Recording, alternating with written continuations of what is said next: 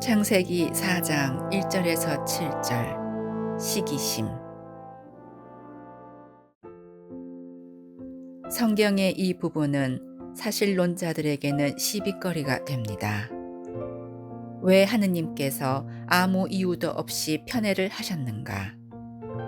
가인이 마음이 상한 것은 당연한 것이다 라고 말입니다.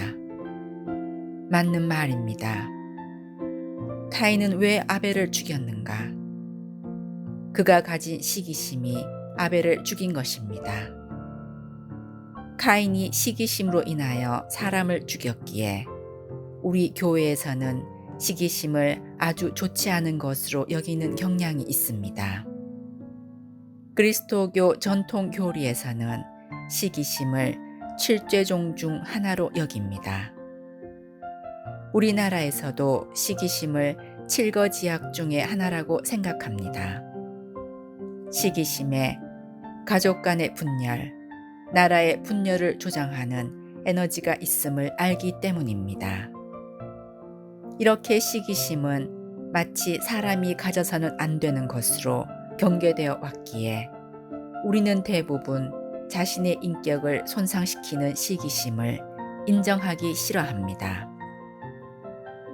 또한 시기심을 마음의 벽장에 가두는 것을 진정한 상남자라고 여겨 우리에게 해를 끼치지 못하게 합니다. 그처럼 시기심은 인정하고 통합하기 어려운 감정들 중 하나입니다. 그러나 그것을 부정할 시 영적 통합을 위태롭게 할 위험이 큽니다. 따라서 영적으로 성장하기를 갈망하는 사람들은 시기심의 여러 모습을 깨달아야 합니다. 즉, 시기심이 일으키는 좌절된 갈망에 자신을 개방해야 합니다. 왜냐하면 온전함에 대한 갈망이 시기심 안에 감추어져 있기 때문입니다. 시기심은 본질적으로 삶의 충만함을 절실하게 갈망하는 것입니다. 따라서 시기심의 의미를 알아갈 때 우리는 이 파괴적인 감정을 긍정적인 삶의 목표에 이용할 수 있습니다. 시기심은 영적 성장에 도움이 되는 감정입니다. 그런데 보약도 양을 조절해야 하듯이 시기심은 그 적절량을 조절하는 것이 가장 중요합니다. 시기심을 조절하는 방법은 감사하는 마음입니다. 왜냐? 시기심이란 자신이 갈망하는 것을 다른 사람들로부터 취하려는 감정이기에 감사하는 마음이 부족한 곳에서 시기심은 마치 독버섯처럼 일어난다는 것입니다.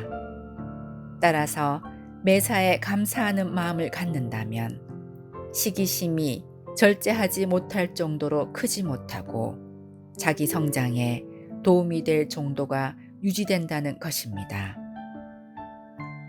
하느님께서 가인에게 이르신 말씀, 네가 옳게 행동하지 않으면 죄악이 문 앞에 도사리고 앉아 너를 노리게 될 터인데 너는 그 죄악을 잘 다스려야 하지 않겠느냐 하신 말씀은 시기심을 어떻게 다루어야 하는지를 가인에게 알려주시는 말씀입니다. 가인이 가진 두 번째 문제는 지나친 자기 연민입니다. 자기 연민이란 스스로를 달래는 것, 일시적이긴 하지만 과거에 받지 못한 위로를 자기 자신에게 해줌으로써 의존 욕구가 채워지고 공격성도 완화되는 방법입니다.